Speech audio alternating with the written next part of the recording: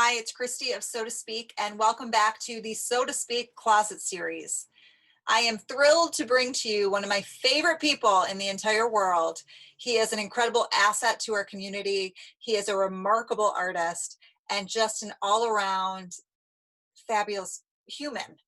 His name is Vartan Poghosian, and if you know him, you're not surprised at all by his introduction. And if you don't know him, you're absolutely going to want to by the time you listen to our conversation. So Vartan and I jump right in and discuss the power of art.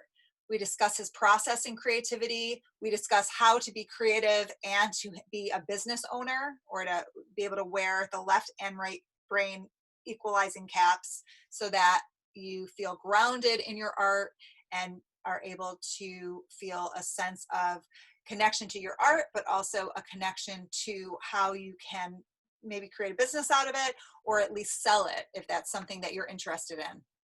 We also talk about Vartan's journey from Armenia to the States, particularly Utica. And lastly, we cap it off with Vartan sharing some just real truthful and honest insight in being a gay man, advice for anybody out there who needs it. And in honor of Pride Month, I couldn't think of anyone I would rather come back into the closet and have this conversation with than Vartan. So please sit back, relax, and enjoy our conversation. You. So are you. I can't believe you're in the closet and I'm out.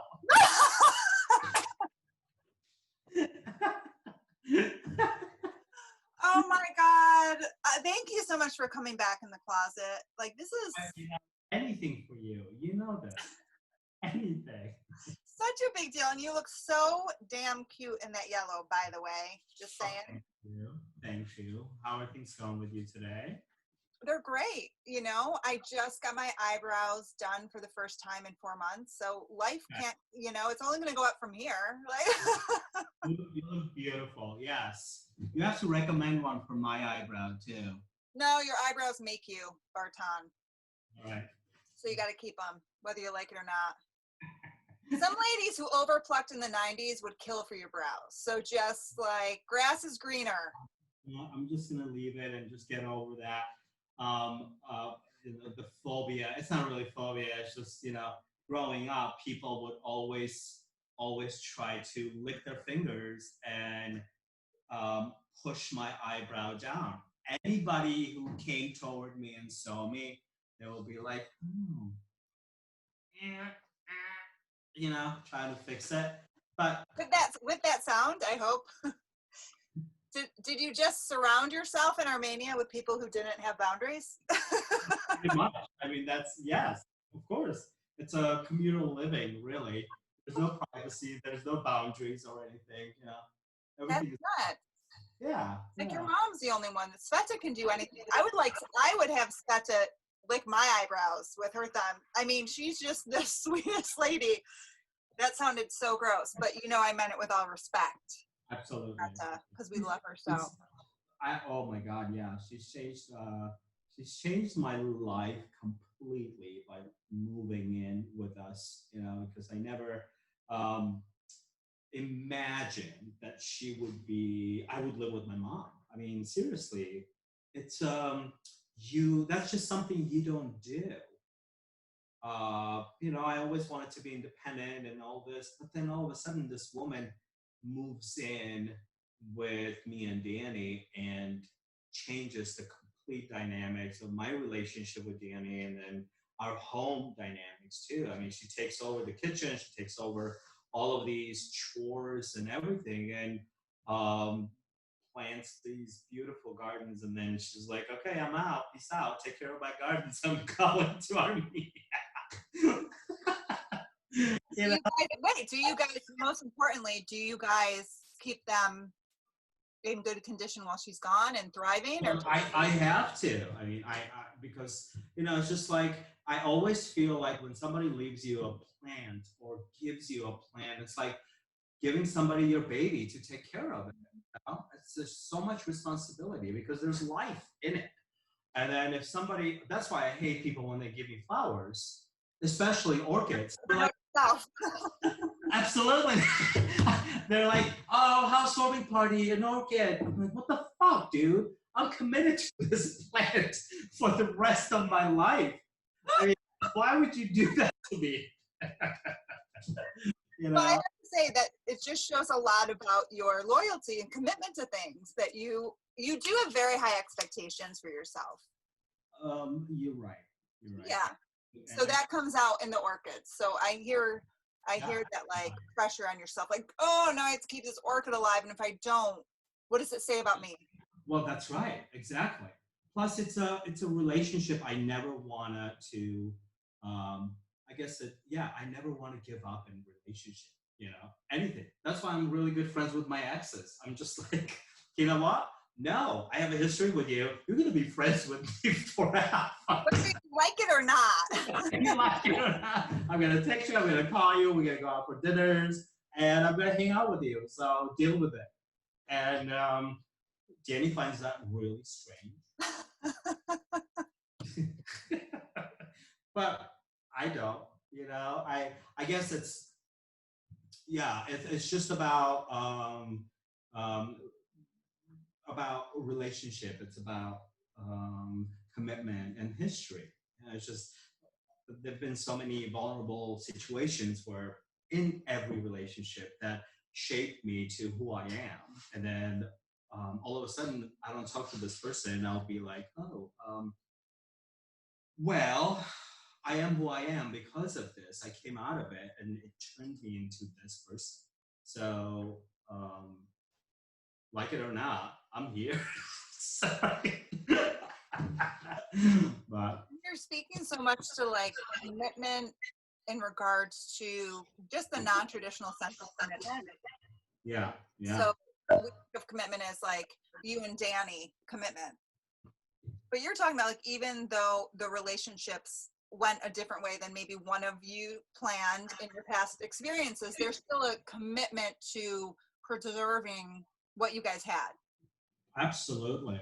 Yeah, it's very important to me because separated or not, we're still growing together. And especially, you know, we've been through so much. There's been laughters, there've been crying, there have been so many emotional connections with people around us. How do you stop that from happening? Really, I value that kind of relationship. You know, especially also it had to do where when I came to the United States, I was just I was 20 years old, and I started meeting all these people who shaped me as um, an American, really. I was in coming from Armenia. I had really I didn't know the language. I was a little bit of a darker skin, so there were a lot of prejudice. There was a lot of sort of racism involved where, in the situations where I went through, and especially after 9/11, and yeah, so it was difficult to adjust. And also, you know, the first 3 4 years, I did not want it to be in the United States. I loved what it offered me, the possibilities that I could grow as an artist, as an individual, as a person. But I missed my home. I missed my parents and my friends, my community.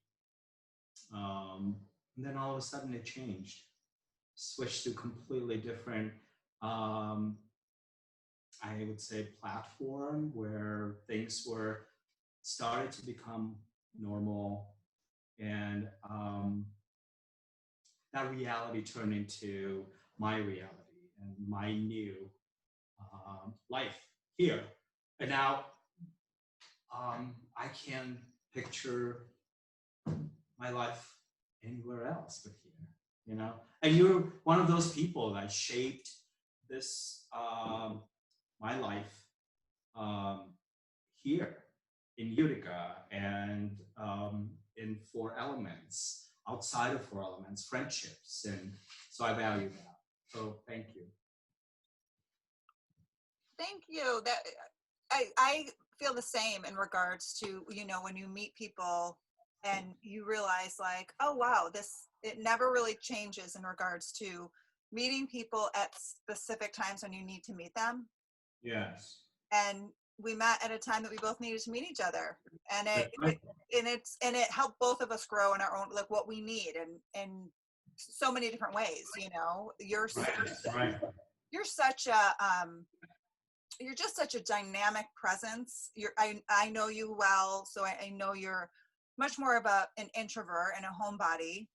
I mean, you can definitely get energetic and extroverted to a degree in the safety of space, for sure. But Yes. yeah, you're such an asset to our community. You have, like, Oh, thank you. you really are. You bring to it just a very innate sense of culture, and like Four Elements is such, like, a distinct space. I know it's shifted a little bit since I was renting space there, but it was such a welcoming space for artists to feel just themselves. You know, you were mainly visual art, in regards to what you brought in for artists who were renting spaces, and I rented the little space to write. But it was like, it was just so welcoming. The energy in the space was so safe. It was so inspiring, and you're you're the reason for that. So Thank you. And the space was created because of creative people like you, and creative in general. It didn't have to be um, uh, artists working on 2D, 3D, and it was really interesting. Oh, sorry, it's my computer. It's doing that sound. I it's don't not okay. know. You know, Damn you, Vartan. Now I'm gonna pop a seltzer just to add to, like, the sound, and I'm gonna slurp really I loud. like all of it too. It sounds good. But the part was, you know, um, first of all, thank you for those words about me and Four Elements. But I also wanted to mention that when Four Elements was created, I always sort of opened that door, left that door open to people who would come in, because I didn't want to have it in any structural form that I would say nope, potters only, painters only, and all of this, and then have them pick and choose which one. Um, I always knew that I had to sort of be very open to um, creative outcome in general, creative people in general. Somebody could just walk in here and offer nothing tangible, but just a presence, and that's really creative. So I always also look out for those kind of people and attract them because I want them here. And because you're one of them. You're one of them. Yeah, it's No. and and then you don't really have to do much. People just come. It's like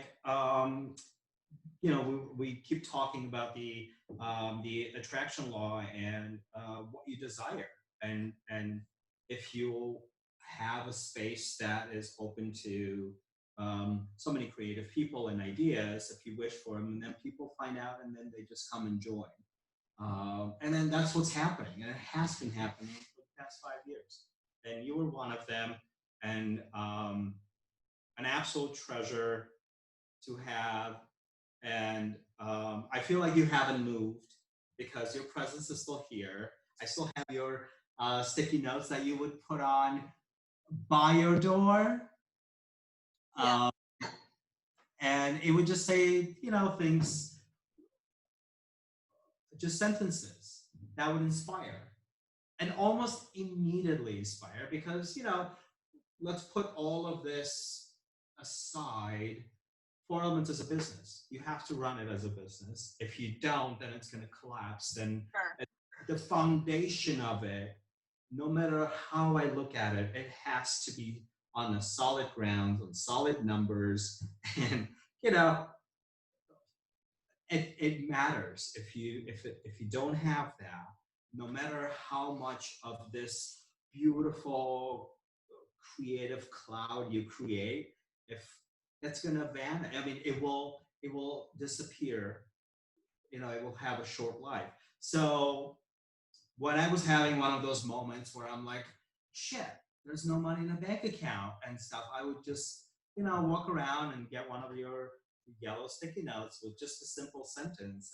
And it would be like, shit, that really changed my attitude and my mood to look at it on the bright side. You don't have money now, it's coming, it's going to be here. So it always helped me. That's awesome. Well, I want to say a few things to that. You were willing when you went around and grabbed from the grab bag of all these little, some were quotes, some were like actions to take or thoughts or whatever. Yeah, right. You were willing to accept it. So that's why it worked. You weren't forcing it or like whatever. So that's the first thing. And the second is when you're talking about, which you've done such an incredible job of balance. Like you're churning out such fantastic work consistently. Like it's remarkable.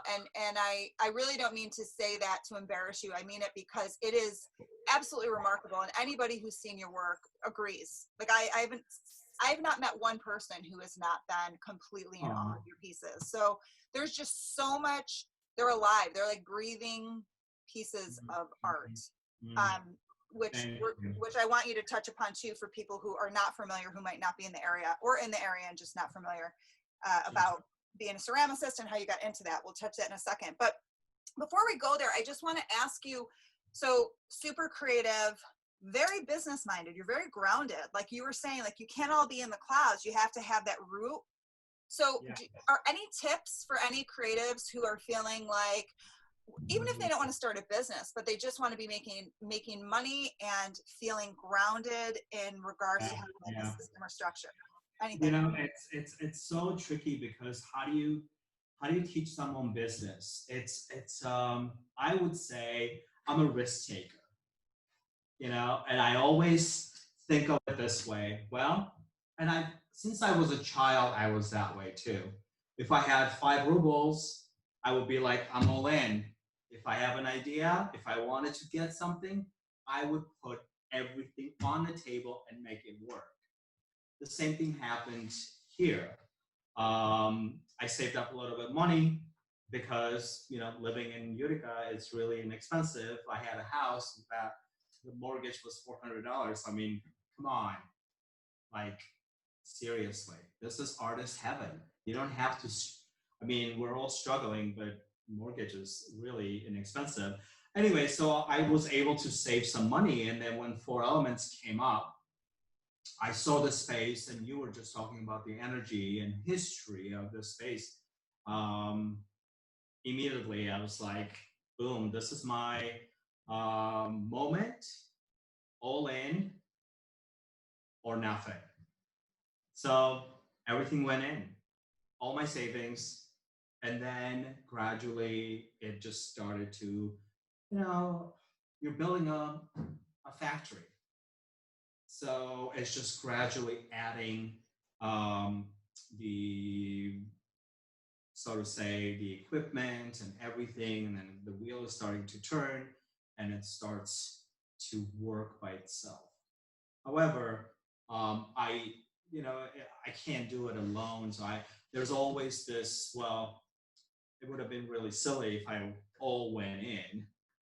I still have to survive, but Danny being by my side helped a lot. I had that security that because anything could happen. If you're gambling all your money, the chances are there's 50-50. You can succeed or you can lose. Mm-hmm. At the back of my mind, knowing that I have some place to go back to, and that was Danny. So thanks, Danny. Let's not let it be like a okay. Anyway, let's just have a moment for Danny. Danny's still alive. I'm acting like he's not. Danny's still alive. Like, let's have a moment. Like, that's a huge part of it, right? Yes, it is. It is. I can be an emotional mess. I'm so sensitive. I don't want to talk about my emotions and all this stuff, but things. Why not? Let's get into it, Vartan. A disaster. I can be a disaster. I'm very moody. You know, in fact, that's every day, especially when I wake up. I have And to open the door to the closet. I hope that's okay. well, thank that's helping. So hot in here. Like, I hope it's okay for you that I'm cutting you out of the closet again. I'm glad I'm here. I feel honored letting you out of the closet again. Well, thank you. Yes. So you know, it's just I mean, with anxiety and suffering from depression since childhood, all of this, it was, um, I go through that every day, you know, but Danny helped me to sort of put them in their places. So when I wake up in the morning and if I have a panic attack, I would think, well, Danny's with you. He's got a job. He loves you. I love him. He's going to come home and you know, we're gonna have dinner together, and he's gonna probably annoy me to death. So I would just be like, sorry, I'm going to bed, and that, and then be done with it.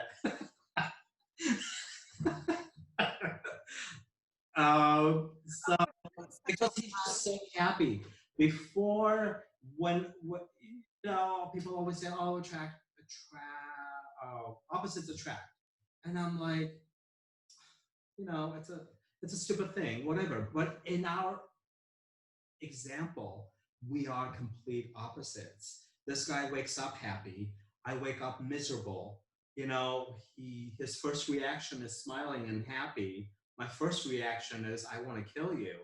And you know, and then we go about our day.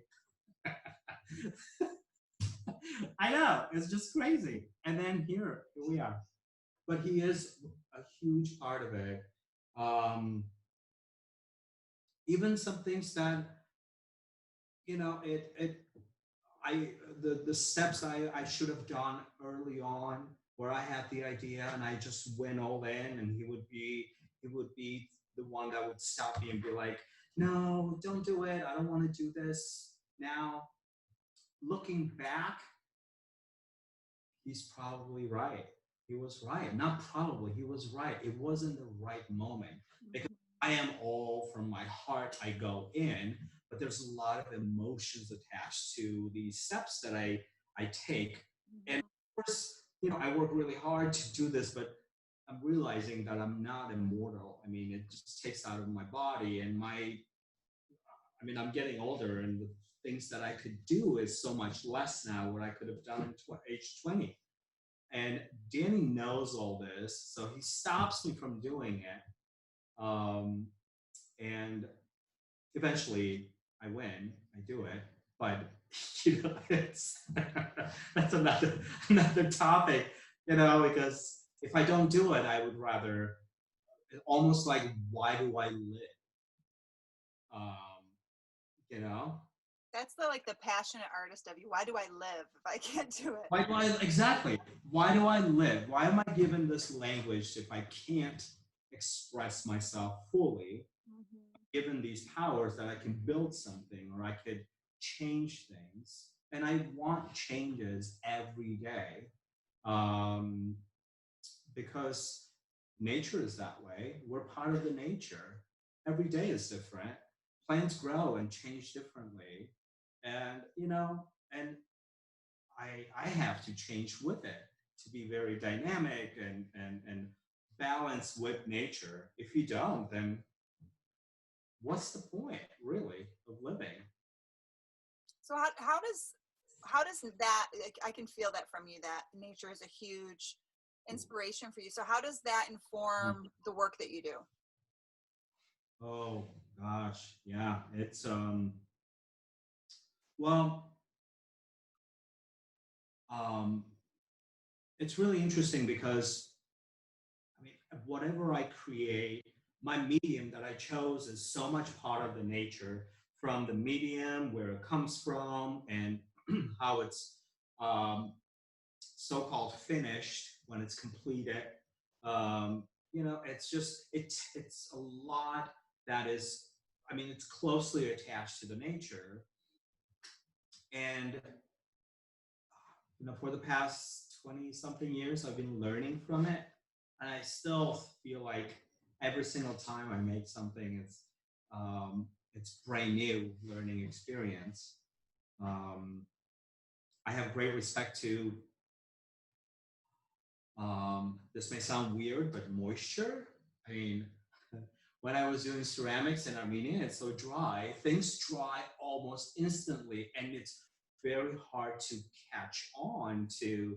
It's like it's such a faster pace of um, drying the work you're working on. So it's like you can't even catch up. It's like sitting on a bicycle and it's going so fast, and you're missing all these beautiful views around you. Over here, however, is so humid, and you spend as much time as you want on a piece of work you're working on. And, it takes days until it's finished. So you have time to think, look back, go for a walk, relax your eyes, come back, and continue.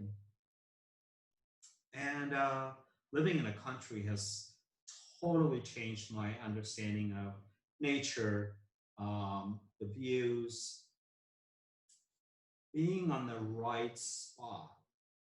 It's like I feel like this is the place that I was supposed to be when I'm just about 40 something. I won't say the actual number. It's like for all of this, my journey from the other side of the world, coming to the United States, traveling all around, and then all of a sudden, I live in this piece of land where very little of human influence is done, besides build the house, and but the rest is just um, everything is sort of in tune with nature too, and nature always wins.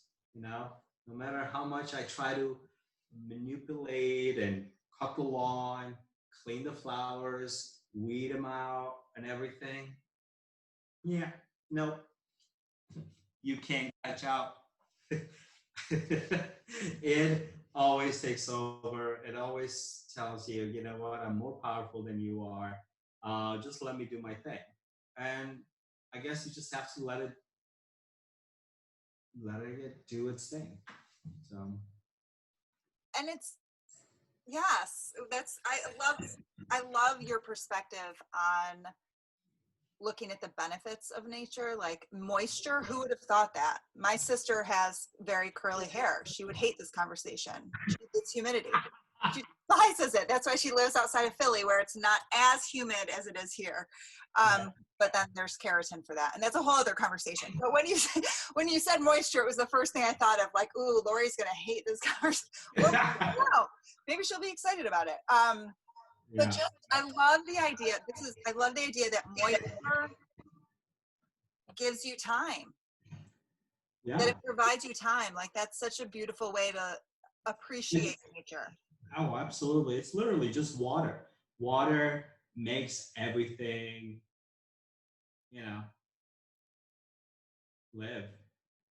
And it gives you so much from your skin, from hydrating your skin, all the way to why do people in Middle East or Armenia, they have so much wrinkles and they age so much faster. And, but over here, we all glow. I mean, look at you. You're beautiful.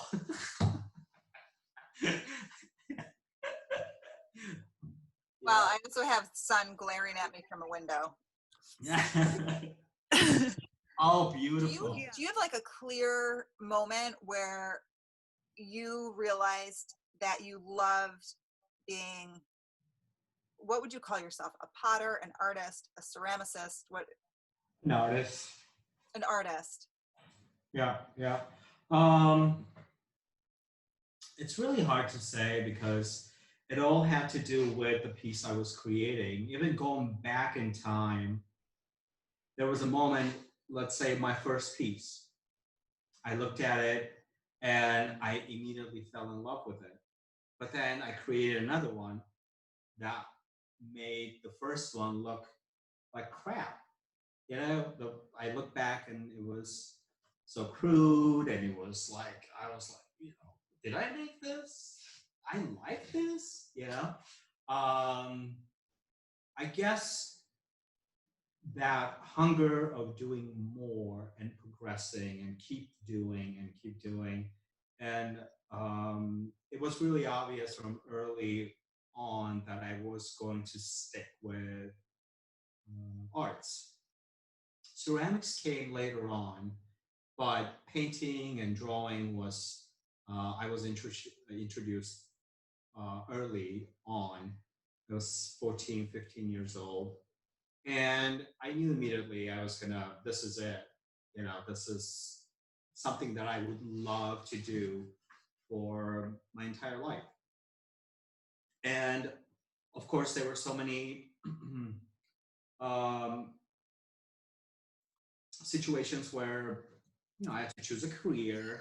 You live in Armenia where um, you have to basically have a job to survive, and being an artist is not really a thing. It's like um, over there, you still have to have a profession. And there were a lot of back and forth of what I could do, and I couldn't decide what I was good at, really. I think I was just such an introvert, and I would spend days in my room and never um, come out. I didn't feel like I needed to talk to people or see people. And I would just like draw and paint and just be myself, and I was content, really. So, but my first thing that my teachers ever complimented me, and that was very rarely that ever happened. It was just a drawing of my mom's winter coat that I was given an assignment to do a drawing with just an ink and on a paper. And I would start with one point and finish the entire drawing without taking my ink pen off of the paper. Oh, that's cool. Do the whole thing without pulling it, taking it off or bringing it back. Mm-hmm. And I was sitting in my room, and right in front of my room, across the room, my door was open, and my mom's winter coat was hanging. And I drew my mom's winter coat. And my teachers complimented. They said it's probably one of the best thing I've ever done. Yay! So it was, and then I'm looking at it, and I'm like, shit, for 3 years, I've been drawing and painting and killing myself. And then this just simple lines of black on white, just innocent. Afterwards, I've analyzed that situation so many times, and why that drawing is so important, and what did my teacher see in it that I didn't see in the beginning, because it literally took me 10 seconds to just be like that. But it taught me so much till today that keeping it simple, honest, and doing what you know. Don't imagine and just do all this fluffy French stuff that you don't know. Do what you know, and keeping it simple is the key to everything, really. Be who you are. That's just so. I still remember that drawing. I still remember that entire situation, how it all happened, and so it just stuck with me. I think it will stick with me forever, and that's something that I live with those rules. Even though I'm somebody who always complicates things, so I'm still trying to figure out things that I was taught, the value of that, and sort of filter it, understand it, throw it away, delete, and don't keep it if it's not necessary. But of course, our brains, it just keeps everything. Mhm. But totally break it, start anew if it's not has absolutely no value or it's based on somebody else's experience.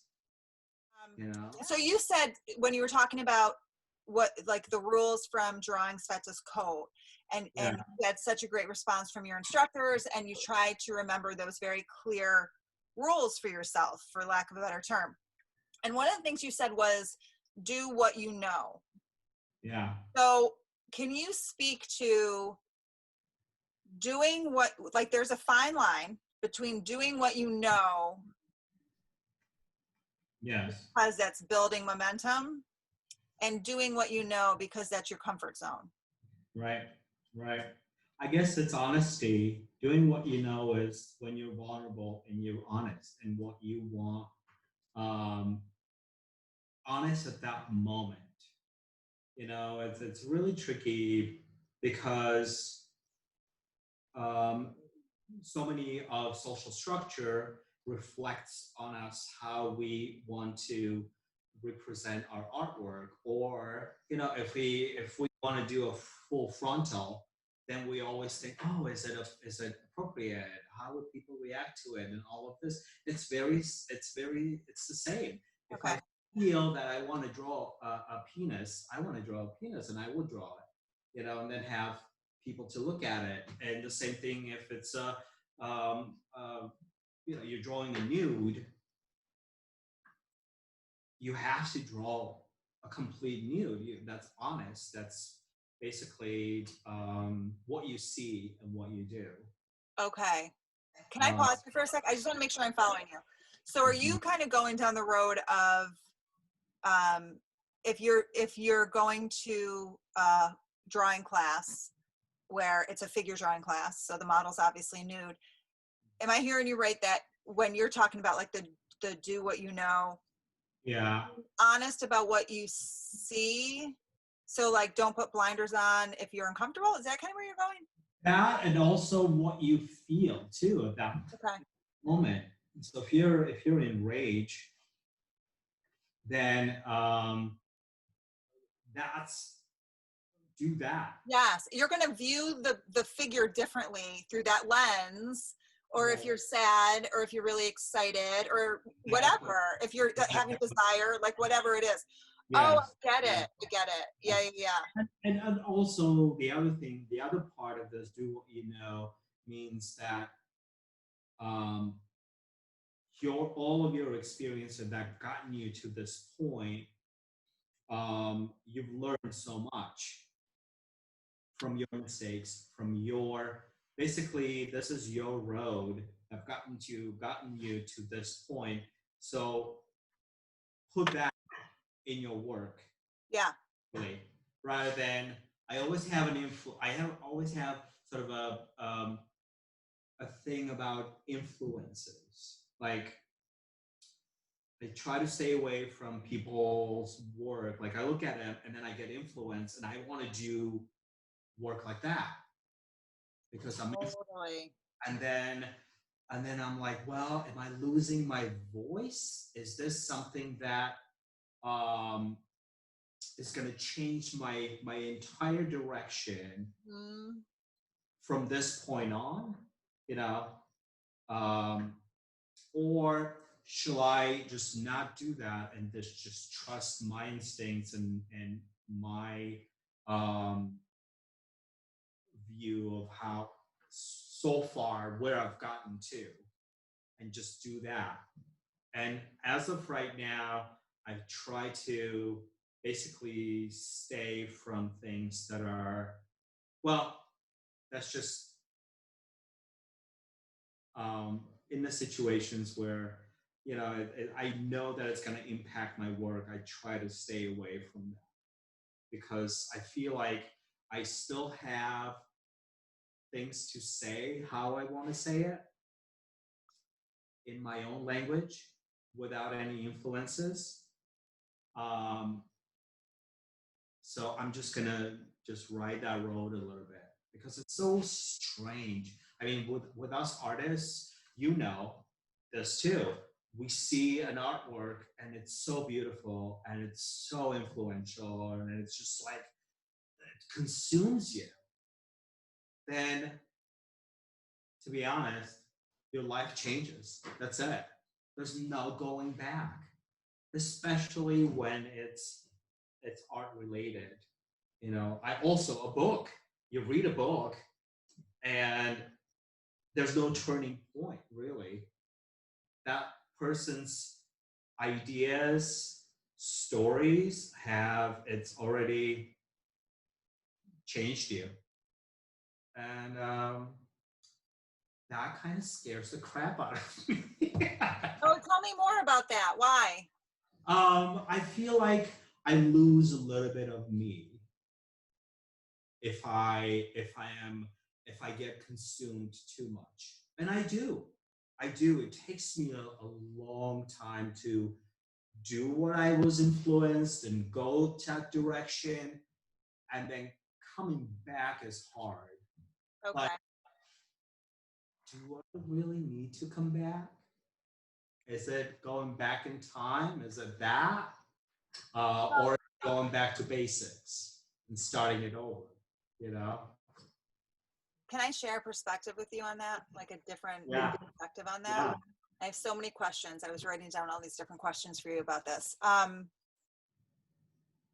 Is it possible that by going, so if it's a continuum, right, and you're going all the way down where you're like, you become consumed by that artist or that style of art or whatever it is, and you're just like taking it in, Yeah. they almost need to hit your like breaking point, your specific. Vartan's is different than mine, is different than Jill or whoever. So Yeah. is it possible that you need to hit that breaking point out of self-awareness for you to know what your breaking point is? Otherwise, how would you know what you're like when you're in that space, right? Yeah, I agree. It's I guess it has to do with the being so vulnerable. That breaking point is how do you pull yourself together? Because Danny, thank God for Danny. I know that. I honestly, I've heard, I think it was Jonathan Fields who like writes a lot about spirituality and personal development stuff. And Yeah.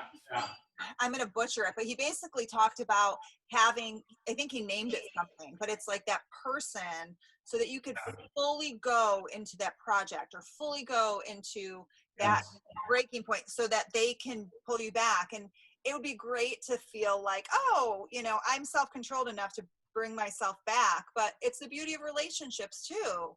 And it can be a romantic partner, it can be a family member, like a good friend, but just someone who will honestly be like, I think you're kind of going off the deep end a little bit.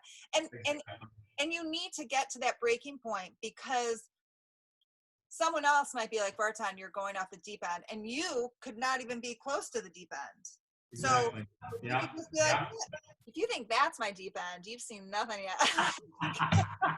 Exactly. I mean, even going back to thinking how, Four Elements came to what it is now. Before the wheel started to turn, there were hours and hours and hours of just being consumed here. Mm-hmm. Sort of an artwork too. It's just been developing. It's just, it is creative process, but it was consuming me so much where I forgot when to eat, and it was time to sleep. It was time to wake up. I forgot about home, responsibilities, all of it, because it felt so damn good. That breaking point of it, that part where you're getting to the point where things are, it's just wonderful. It's working. You feel that you're in control of things that are at some point in your life would have been sort of being considered superpowers, really, to get to this point. And then you're at that point now. I mean, I don't want to just say, oh, things are great and I'm great. No, it has nothing to do with that. It's just I'm giving a physical body to be able to capable of doing so many things, because it's not just the physical body, it's also this soul. But you know, if it wasn't my if it wasn't for Danny, you know, I always think of him as my ground, you know, positive, negative, the outlet, electrical outlet. He's the ground.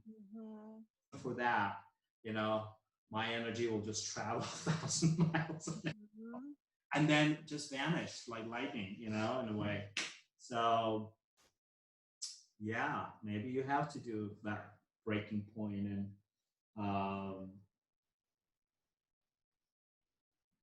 totally break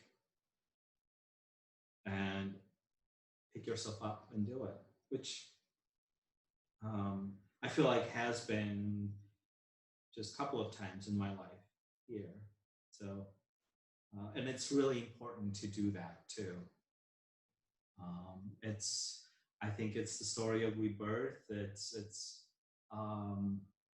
how, going back to nature, that's how nature operates and works, that nature's law, you know, when winter comes, everything dies and life begins again. So this is so great. I love it. I'm letting you go because I'm like, I could just listen to you all day. I mean, honestly, because and you and I are very much preaching to the choir because we think very similarly about this, but I do feel like it is important to have those anchor people in your life. It's important for you to know yourself enough too, so it can't be constant outer accountability. But I do really believe, and I'd be open to other people's. I would love to have a conversation with a bunch of people, like a dinner with people to ask these questions, because I would love to hear perspective on this. Kathy Donovan's coming to mind. Like, wouldn't she just have like she would just have a great perspective. So Kathy, you're invited to dinner. But I just close up what you were saying, where I feel like it is incredibly important for self-awareness, for you to know what your breaking point is. And it is important to have those anchor people, but it's also to know when you're at the other extreme, where you're doing what you know out of comfort and you're not taking any chances and you're scared of taking the chances. So like, we all have that continuum. That was the first. And then that's how, and we go up and down it. And it's just about finding that sweet spot and staying there as much as possible and knowing when we're off kilter. And the second thing that you said about, just like, I don't want to say I'm great. I don't want to, like, but you were talking about being human and how, you know, I felt like you were going to the way of like, we're human, but our soul, like we're human, but we're souls having a human experience kind of thing, right? So we're all great. Like, we're all great. We're all here for a reason. And if we were able to tap into that more, friggin' world game changer, like crazy. We wouldn't be in this situation where we are now if we were more in tune with, we're giving this, you know, universal energy that we carry for a certain amount of time. And, you know, we transition or whatever. It's bigger than us. We carry something that's so bigger than us. And I mean, seriously, racism still, you know, sexism, at this day and age, at this point where human mind is so capable of, I mean, we're traveling out of space. I mean, come on, that type of being in that spectrum and then going back, I don't know, going back to how many years and thinking of that skin color matters, you know? And anyways, we are. Yeah, no, I'm with you. And, you know, it would, I'm interested too, just to get your perspective in regards to, just for like the LGBTQ ally community. What are your thoughts on the direction that we're going, and anything? I want to give you the floor, pretty much. Sure. Well, thank God for all the activists and people who are comfortably getting in front of camera and be like, listen, I'm gay. Um, and I have a husband, I have a wife, I have a life partner, we have a family, we have children together. Um, it saddens me that we have to do that because it's not looked upon as normal as humans. I mean, we are humans. We are love is a universal thing, and we are giving that beautiful feeling and who you love and what you do is just no one should be in control of that to control you. So it's Gay Pride Month, and people have done so much work to get where we are right now. And also, it's so in mainstream and shows and movies. I think things are changing very slowly, of course, but things are changing. And I think in order for these things to take upon, people see this as normal, generations have to change. You know, it's very difficult, very hard to change someone's mind or the way they think when they're older. Mm-hmm. It's just old way of thinking, and I don't even think it's their fault, really. You know, you have to be open to that change. Get out of that comfort zone. Yeah. Because honestly, I think there are a lot of people who are gay and they don't come out to experience who they are. Mm-hmm.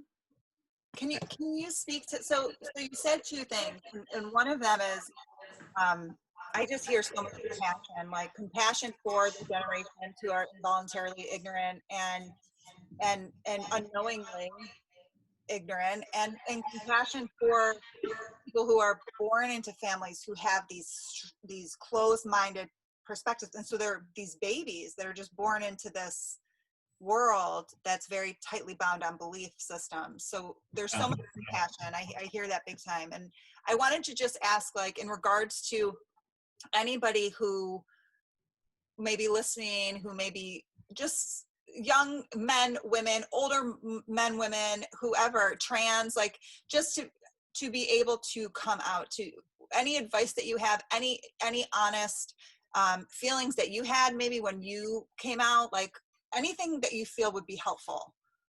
Supportive. Sure, absolutely. When I came out, there was so much of fear of not being accepted by my family, and I wasn't. My father did not speak to me afterwards, but you know, I come from a family where my mom had a lot of influence in there, and she was just like, she told me when I came out to her, she said, I love you no matter what. Then I just started breaking. I mean, that was another breaking point with me because I was ready to like get my guns out and be like, no, I'm gay, you have to accept me, and all of this. If you don't, I'm out. You know, it's like that whole thing that I planned, it didn't happen. It was just like normal acceptance. And she said, it's going to take me time, but no matter what, I love you. So what I want to say is when people want to come out, times are different now. There's more acceptance from families, from relatives, but also people are fucking crazy.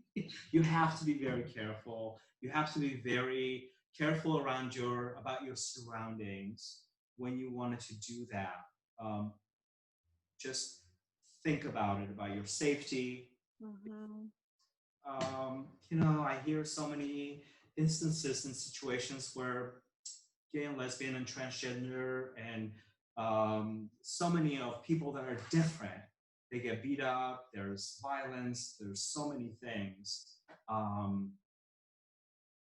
guess the right place and the right time. Mm-hmm.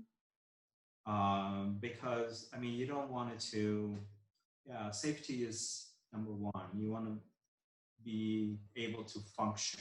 Mm-hmm. How,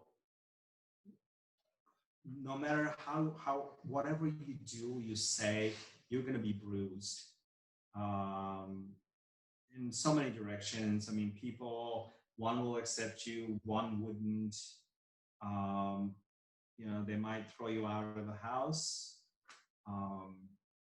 But most importantly is know that there's a larger, much more accepting community out there that their voice could be heard, Mm-hmm. can feel comfortable, they will be accepted as normal, and help them, Mm-hmm. help out there compared to, back in the day where it was legal. I mean, not illegal, it was just very difficult to be. Mm-hmm. Mm-hmm. Very isolating, very ostracizing, and Completely. Yeah. Yeah. yeah. Thank you so much for that. Of course. Yeah. Thank you for opening that door too. Oh, Because, yeah. it's sometimes um, it's difficult for someone. I mean, I really don't care how people see me. I really don't. Back in Armenia and my community here, I'm pretty open who I am and how I am here. Yep. However, back in Armenia, um, it's different. It's really different. And um, it could be where those situations where you probably wouldn't be safe to even walk on the street if you're gay. So Present day. the For me. present, the Yeah. present, yes. Yeah. You have to be very careful, and also it's given me more courage to open up and talk about it because there are people like me there. It's if even one person listens, knows my story, and knows that I am normal, I am human, and this is how I am, and if it helps them, good. Well, I'm so grateful that you're so forthcoming and so wise in regards to reflecting back on wise and being courageous and being able to share your story, but also being able to reflect back. And one thing that you said that I think a lot of people take for granted who are not of the other in whatever regard that is the safety aspect. We take it for granted, but it's a privilege. And Yeah.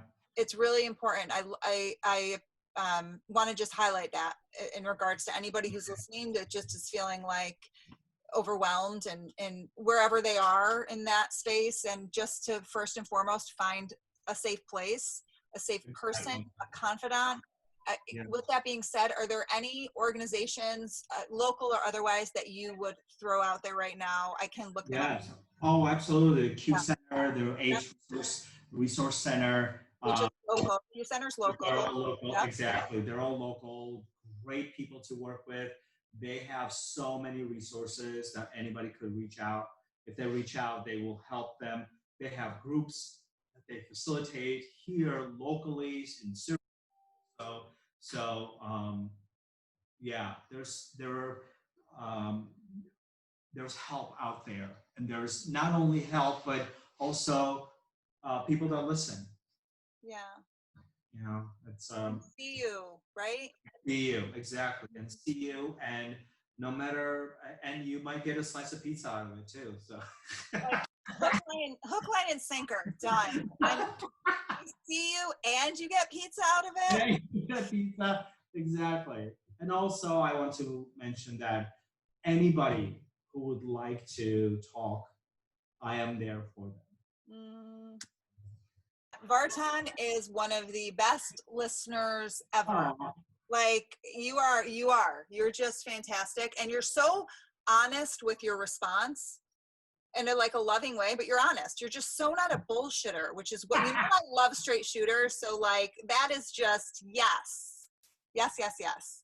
thank you. That's beautiful. Thank you so much for your time and just just who you are. I just love you so much. Didn't think it was possible to love you more. Oh, I love you, and I never thought that I'd be in the closet. So thank you for putting me back in the closet. Hey, listen, you know you can count on me. And I actually really enjoyed it. So thank you.